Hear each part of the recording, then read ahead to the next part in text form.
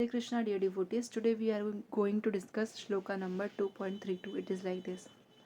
Yadrichaya chopapannam swargadwaram parvatam sukhinam kshatriyam partham labhante युद्धीम दृशम.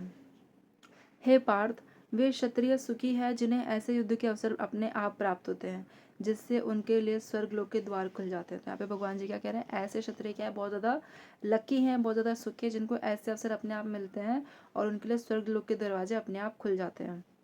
Srila Prabhupada ji द्वारा तात्पर्य. श्रील प्रभुपाद जी की जय. विश्व के परम गुरु यानी कि भगवान श्री कृष्ण अर्जुन जी की इस प्रवृत्ति की भर्त्सना करते हैं जब वह कहता है कि इस युद्ध में तो कुछ भी तो लाभ नहीं दिख रहा है. तो भगवान विश्व के मतलब पूरे ब्रह्मांड के परम गुरु कौन है, भगवान श्री कृष्ण है. वो अर्जुन जी की इस प्रवृत्ति का, इस पर्सपेक्टिव की भर्त्सना करते हैं, मतलब डिस्क्वालीफाई करते हैं. किस प्रकार से, जब वो ये कहते हैं कि उन्हें तो इस लड़ाई में कोई भी फायदा नहीं दिख रहा, इससे नरक में शाश्वत वास करना होगा, इससे तो मुझे नरक मिलेगा और मैं वहीं पे हमेशा के लिए रहूँगा. अर्जुन जी द्वारा ऐसे वक्तव्य केवल अज्ञान जन्य थे. तो ये सब उनके बातें जो थी उनके इल्यूजन से पैदा होती, मतलब नो नॉलेज से निकल रहे थे, अज्ञानता से जन्मे हुए थे. वह अपने स्वधर्म के आचरण में अहिंसक बनना चाह रहा था. मतलब उनका जो स्वधर्म का आचरण था उसमें वो अहिंसक बनने की कोशिश करते कि वो नॉन वायलेंस को अपना रहे थे. किंतु एक क्षत्रिय के लिए युद्ध भूमि में स्थित होकर इस प्रकार अहिंसक बनना मूर्खों का दर्शन है. लेकिन एक क्षत्रिय वॉर जोन में खड़े होकर इस प्रकार अगर बोलेगा कि मैं नॉन वायलेंस करूंगा, मैं कोई लड़ाई नहीं करूंगा, तो ये मूर्खता दिखाता है और ये मूर्खता का दर्शन है. पराशर स्मृति में व्यासदेव के पिता पराशर जी ने कहा है, पराशर स्मृति जो बुक है उसमें व्यासदेव जी के जो पापा है पराशर मुनि, उन्होंने ये कहा है, क्षत्रियो ही प्रजा रक्षण शस्त्रपाणि प्रदंडयन निर्जित्य पर सैन्यादि क्षितिम धर्मेण पालयेत. क्षत्रिय का धर्म है कि वह सभी क्लेशों से नागरिकों की रक्षा करे. क्षत्रियों का काम क्या है कि वो सारे मुसीबतों से अपने नागरिकों की क्या करे, रक्षा करे, प्रोटेक्शन करे. इसीलिए उसे शांति तथा व्यवस्था बनाए रखने के लिए हिंसा करनी पड़ती है. इसलिए शांति और व्यवस्था बनाने के लिए क्षत्रियों को क्या करनी पड़ती है, लड़ाई करनी पड़ती है, हिंसा करनी पड़ती है.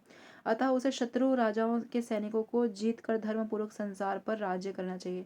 तो उनका काम क्या है कि जो एनिमी राजा है उसके सैनिकों के ऊपर जीत प्राप्त करके धर्मपूर्वक with complete rules and regulation संसार पर क्या करना चाहिए, राज्य करना चाहिए, रूल करना चाहिए. यदि सभी पक्षों पर विचार करें तो अर्जुन जी को युद्ध से विमुख होने का कोई कारण नहीं था. अगर हम सारे पर्सपेक्टिव से सोचे तो अर्जुन जी को युद्ध से भाग जाने का या मुंह मोड़ने का कोई भी कारण नहीं है. यदि वह शत्रु को जीतते हैं तो राज्य भोग करेंगे और यदि वह युद्ध भूमि में मरते हैं तो स्वर्ग को जाएंगे. तो सीधी सी बात है, अगर वो एनिमी से विजय प्राप्त करते हैं तो उनको पूरा हस्तिनापुर मिलेगा, और अगर वो युद्ध भूमि में मर जाते हैं तो उनको क्या मिलेगा, स्वर्ग मिलेगा. स्वर्ग जाएंगे जिसके द्वार उनके लिए खुले हुए हैं. तो स्वर्ग के दरवाजे उनके लिए खुले हुए हैं तो स्वर्ग जाएंगे. युद्ध करने से उन्हें दोनों ही तरफ से लाभ होगा. तो दोनों तरफ उनकी क्या है, फायदा ही है. अगर वो जीते तो उन्हें राज्य मिलेगा और उनकी डेथ होती है तो उनको क्या मिलेगा, स्वर्ग मिलेगा. तो नुकसान तो कहीं पे भी नहीं है. तो युद्ध में मना करने का कोई रीज़न ही नहीं बनता. तो ये भगवान जी यहाँ पे कहना चाहते हैं.